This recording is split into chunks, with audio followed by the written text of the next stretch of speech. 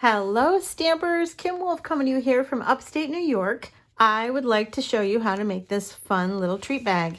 Got the gingerbread men in here, and I call this a little boy and this a little girl, but I guess that's all in the eye of the beholder. And then I put on here sugar and spice and everything nice.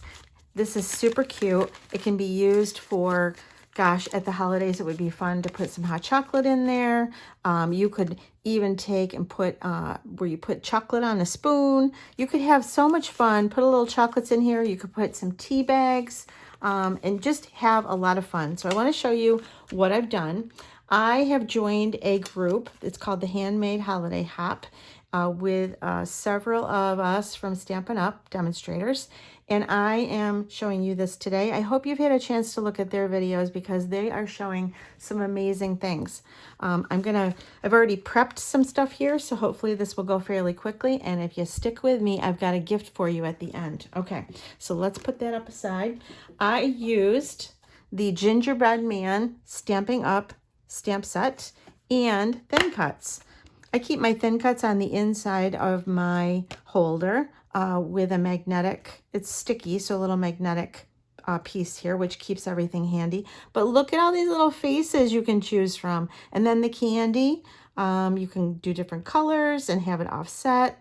There's little scarves, candy canes, a hat. It's too much fun. Well, I have my little guy out, and I also have my sentiment out. So I'm going to show you what I'm going to do with that. So let me do that. And then I also got, this is the thin cut. The thin cut's kind of cool because it creates almost like a tag. So it's got a little score mark in here. So when you cut him out and then you fold him, he creates a really fun tag. Mine is here. And for the little boy with his little scarf or his little bow tie there, I've put inside my gingerbread man cookie. And that's what I've got as a gift for you. I've got a PDF that I'm going to give you at the end that you can print out. And if you happen to get this set, it's going to fit perfectly in this. And I'll show you exactly how I did it. So let me put those aside. You could either put one of these guys in here or both of them in there. It's really up to you. So let's start with the bag. So I've got a bag here. It's just a regular lunch bag.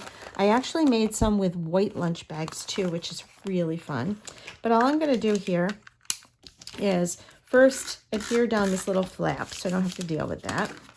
And then I'm going to flip this over right in half, corner to corner. And you can get your bone folder out and really burnish that edge if you'd like to. And then I have 3 pieces of paper. And if you look at my sample, these two match here. And then I've got a coordinating that offsets here. And I'll tell you, this paper is stunning. I actually have it off here to the side. It's called the, upside down. It's called the Elegant Pine Snowflakes, and just look at these colors. They're just absolutely gorgeous. I don't know if you've ever noticed before, but on the back of the Stampin' Up, it tells you not only the name, but it tells you the coordinating colors that go with this. So cherry cobbler, garden green, old olive, pretty peacock, secret sea, and shaded Bruce. So there's no guesswork. It's all there for you, which is awesome. All right, so I've got 3 pieces of paper. The 2 that are coordinating are 2.5 inches by 4 3/4. Now, if your bag is a little bit different, measure it. I want to have a border that goes all the way around it. So I'm starting with those 2. And then my offsetting piece is 1 3/4, 1 3/4 by 4 3/4. Okay, let me show you what I've done.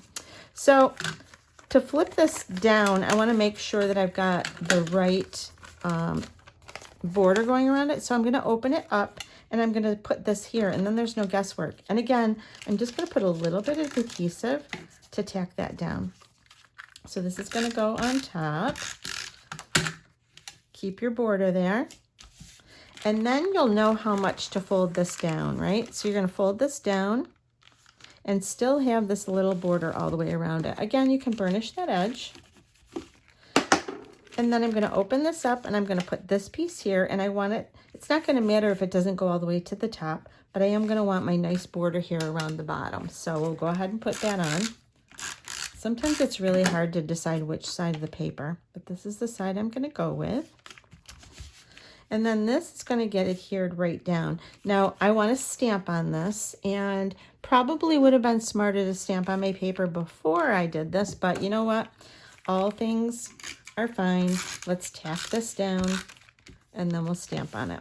I'm sure it will be fine. I'm using Secret C. That was one of the inks that was on our paper. And I think it's going to offset on this paper very, very well. And I'm using the Sugar and Spice and Everything Nice. So I'm just going to put that on here. And I want to put it up to the side here just a little because I'm going to put some candy in and around here. So I'm going to put that on here. Very nice. Close that up.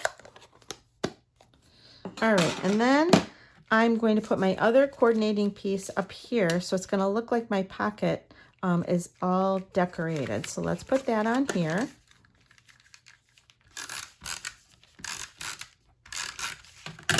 And again, I want my nice border where I can see it. Now I want to create this pocket, so I'm only going to put adhesive on the inside, on the inside here on both my sides. So I'm going to use the tear and tape. Tear and tape is wonderful. It's nice and sticky, and it really holds things down. So I'm just going to go about the size of that fold. And I'm going to give myself the biggest pocket I can. So I want to go right to the edges.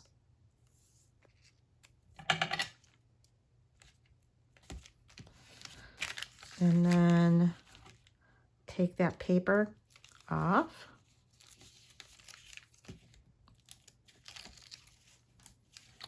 And I'm going to fold this over. And now I have my treat bag all ready to put some treats in there. But what I want to do is I want to put something on the inside. So let me show you how I did this guy. So I've already cut him with the thin cut, and I used crumb cake. Now this is two-tone paper.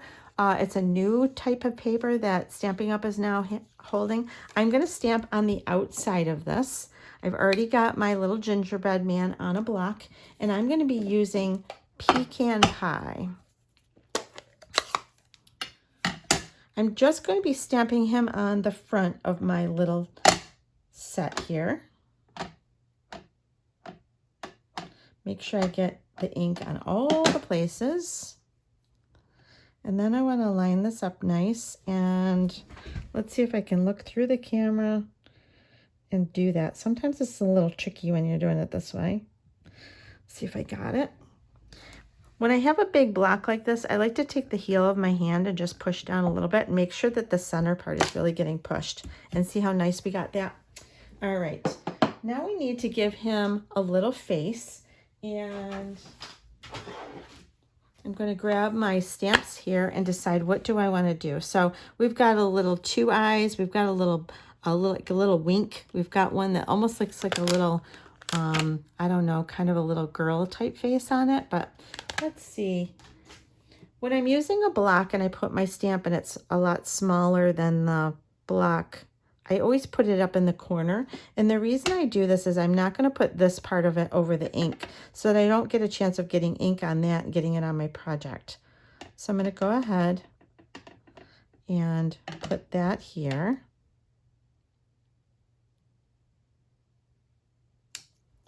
Isn't that cute? All right, and then I think I'm going to give him a couple little buttons. So again, I can go in here and I can choose what do I want to do. So I've got couple little buttons right here, so let me grab those. And I've got a stamp on here and I haven't cleaned it off yet, so I'm going to put this on the other side. So I'm going to put this over here, again up in a corner. I'm going to ink it up and stamp. All right, so I think I've got him done the way I want to. Now I wanted my little gingerbread men to be a little wavy, so I got out my crimper. If you don't have a crimper, this is a great little tool to have in your stash. I also have a corrugated embossing folder that I got from Stampin' Up, but it's not available anymore. And this is just as easy to show you for today. So I'm going to send this through. just turn it. So a crimper makes everything just a little bit wavy. And mine is not so good here, so it must not be crimping really well. So let's see if we can try that again. Go in the other direction.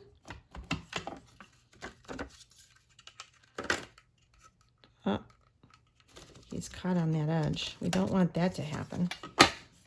All right, one more time. 3 times is a charm, right?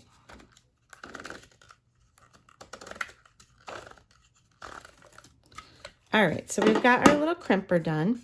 And when you do this with two-tone paper, what's really fun is you can sand this with a sanding block. And, you know, I tried to get everything out ahead of time. And where is my, oh, here it is, sanding block. So this little sanding block that I have, if you just rub on two-tone paper, back and forth, it will show the white core. And do you see how it's starting to make this look distressed? Super fun, super cool. And I think it gives this gingerbread guy just a little bit of authenticity, don't you? So that's fun. So I wanted to decorate him even further. So I cut out some of these things and wanted to show you how I can decorate my bag up just a little bit. So I'm going to grab my glue. This is the liquid glue. It's called the fine tip liquid glue, and I use this all the time. Love this glue. What's really nice about it is you can really get the detail. Go down the edges.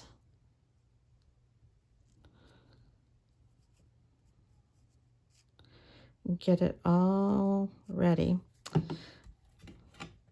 Put these together. With fine tip glue, with any glue, you've got to hold it for just a second. Glue does not stick instantly. So just give it a second when you do it. Hold it together. You'll be happy that you did that. The candy I thought was really fun. And what I wanted to show you about the candy is this pinwheel action. At first I put it on and they looked different depending on my placement. So I took the pinwheel part and I put it kind of where the candy wrapper is on the edge, and it made it look so much nicer. And I'll show you the doing it without that so you can see the difference.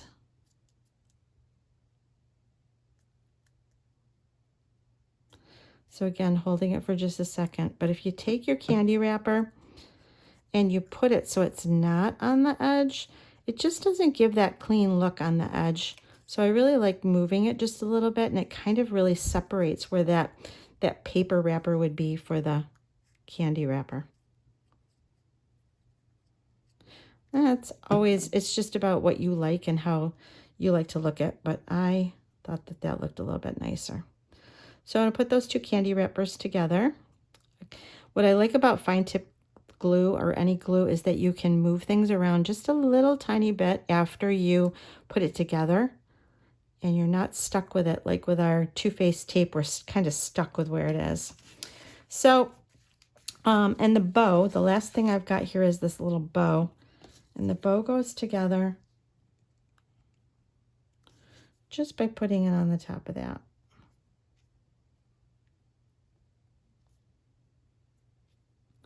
And again, hold it for just a second so it will go together. And then you can put that right on here if you want.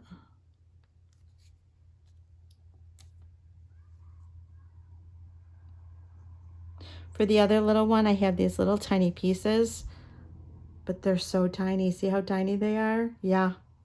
My fingers actually can pick them up like that.